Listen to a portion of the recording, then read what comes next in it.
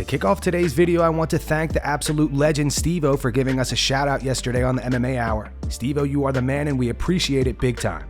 I love the fact that you even know about all this. Oh, I know everything. You know everything. I don't miss a video from Full Mount MMA. The best one is Full Mount. Full Mount. Full Mount MMA is the best. They're getting a great plug here. Yeah, well, I watch aggregators. What do? They recap things. It's every one of these channels has daily videos. And you're just sitting there consuming it all. I consume it. Ahead of her fight against Jessica Andrade at UFC 295 this weekend, Mackenzie Dern reveals the majority of her fight purse will be going to her ex-husband. The two have a daughter together and got divorced last year. In the run-up to your last fight, you had a lot going on in your personal life. Is it safe to say that this time around camp has been a bit less stressful for you?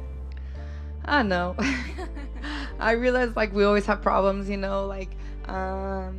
just the pressure. I mean, the last one I went through the divorce, it's still, the divorce was final, but you don't realize how much aftermath there is to it, literally this whole fight is still paying my ex, you know what I mean? And you're like, man, it's crazy. I have to get punched in the face and you work so hard and you do all this and you have to pay that much for something, and it's, I mean, money is something that, okay, I'll fight here, I'll get it, whatever, winning or losing, everything's gonna be taken care of, I'll make more and stuff like that, but it's just problems, and team. I'm Ruka close, so I basically made my own home gym, and you just keep investing in your dreams and hope that it works, and I'm trying to make everything private at home because there's just, you're very vulnerable when everyone's seeing your training. And I mean, I'm like a world champion in jiu-jitsu, but people will see me in the gym and I'm crying and frustrated because I feel like I should be better at something. I feel like I should be able to get it and I don't get it, you know what I mean? It's not working and there's injuries and there's tons of stuff that keeps going on and you're like, man, I just want to be able to train and get better. But I don't know, it's in the fight, it comes out, you know what I mean? It all works out. Jamahal Hill sent a video message to Jiri Prochazka today. Jamahal fired back at Jiri saying that Alex Pereira has sharper striking than him. I had an early flight from Las Vegas to New York. When I land, I couldn't help but notice all the headlines of Jiri's opinion that Alex has a sharper skill set in striking than that of my own. So I decided to do a response, Keith Lee style. Now, while the former champ is entitled to his own opinion, I think it's fair to be noted that the fact that you have never seen me rocked, knocked out, or outstruck. I also hold the record for the most strikes landed in this division. I also have some of the highest striking differential numbers in all of the UFC. We'll also just throw in the fact that I have more fights in the UFC than both of you combined. So in all honesty, I respect your opinion. I just find it funny. Tom Aspinall says he'd like to fight Jon Jones if he defeats Sergey Pavlovich this weekend. No, I'm just fine with the interim. I'm not too bothered. It'll all work itself out, I'm sure. Jon Jones is obviously one of the best to ever do it. I would love to share the octagon with him one day. Got a lot of respect for him. Absolutely love his game. Massive fan of his. But as far as if it's for the interim title or the vacant title, doesn't really bother me too much. Oh, I'd love to fight Jon Jones. I've said that all along. It's no disrespect to Jon Jones. I couldn't respect him more, what he's done in the sport and stuff. Yeah, I'd like to fight Jon Jones after this for sure. Daniel Cormier believes ring rust will play a factor in Jiri Prochazka's performance against Alex Pereira this weekend. Jiri's last fight was when he won the belt off of Glover Teixeira back in June of 2022. On the DC and RC show, DC said he has not been here long, so for him to have been a UFC champion in such a short period of time tells you how special of a talent he is. But with him winning as he did, with a lot of frequency that he was in the octagon, I believe that consistency helped him to where he was able to get that UFC championship belt. I think that this layoff is going to hurt him, but for Jiri, it's got to feel like playing with the house's money because he was supposed to be gone for another 4 months. 18 months. He got hurt last year. This guy's back in 15 months. They were saying 18 months until he was able to do anything. So now he's back fighting for the belt. But I do believe that the ring rust is going to play a factor, especially early. Alex Pereira has been very active. Dana White responds to the rumors of Brock Lesnar and Ronda Rousey returning at UFC 300.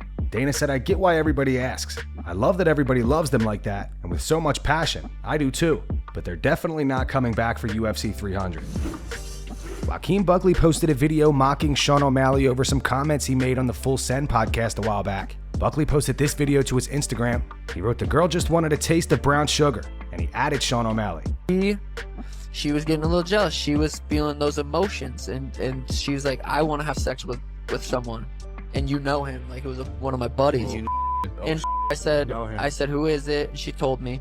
I swear to God, I messaged that kid, and I said, you know what kind of relationship we're in. I'm not gonna be mad at you. Hey, what up, Sean? Yeah, bro, I just got your message. I just thought I'd give you a call. But bro, don't even trip, man. I got you. All right, I'm gonna treat your girl real good. All we need you to do is watch the kids tonight. All right, I'm gonna take her out to a movie. Let her go to her favorite restaurant. What? Cheesecake Factory, right? Chicken Alfredo, extra chicken. Say less, man. You know I already got you. But yeah. Don't stay up though, all right? Cause I'm gonna have her back in the morning. You know, I'm gonna straighten out, all right? You ain't gotta worry about nothing. We're gonna work that jealousy up out of her, all right, fam? And you already know it's one love. All right, G. All right, man, I'll let you know how it go. All right, bye. Sean Strickland got involved in the trolling. As most of you know, Strickland isn't the biggest fan of Sean O'Malley. It started when O'Malley got the 6'9" tattoo, and ever since, Strickland has just been taking shots at him. Like, you got a tattoo of like 6'9" on his shoulder? What a f***ing man. Like, Sean left a comment on Buckley's post. He said, nah, that ain't happening. Sean continued on X. He posted this. He wrote, watch the NELK Boys podcast, and I find it so ironic that the NELK Boys own a beer company that is marketed to dads, men, when they, 1, don't have kids, and 2, they act like little bitches and push filth. I wish I could have been there for that pandering brainstorm session. Genius. Sean O'Malley. I didn't care if anyone f***ed my girl before the belt, but now I'm a top G and it ruins my reputation. NELK Boys, yeah, you're the man. Gulp, gulp, gulp. Swallow. Weak and pathetic. The NELK Boys responded saying, Buddy forgot he came on the podcast. Sean said, I told you then and I'll tell you now. You are not a man. I have no idea how we have created a world where you thrive, but I concede to your success and will say you won. It saddens me that America has become this. It truly saddens me. He ended it off with Happy Dad. You say you market to fathers, but you have boys selling your beer. You sure you're not marketing to children? Don't worry, I'll fix you like I'm fixing Bud Light. Actually, f*** it, I'm starting a beer company. And that's going to wrap it up for the news. Thanks for watching. For daily MMA news and content, subscribe to Full Mount MMA and click the bell icon to be notified when we post videos. Here are the 3 top comments from last video. The first one's from Hot Sauce 1556. He says, I'm convinced that Shannon Briggs can't say anything other than let's go champ. The second one says, Alex is the best thing to happen to the UFC in a long time. And the final one's from Lil Rudy. It says, who would have thought a stone cold killer in the ring would be this humble and down to earth? Poatan really won the hearts of a lot of fans. Those were the 3 top comments from last video. If you want to be featured in the next one, all you have to do is comment down below. And if you missed yesterday's news, click the video on screen right now to get caught up.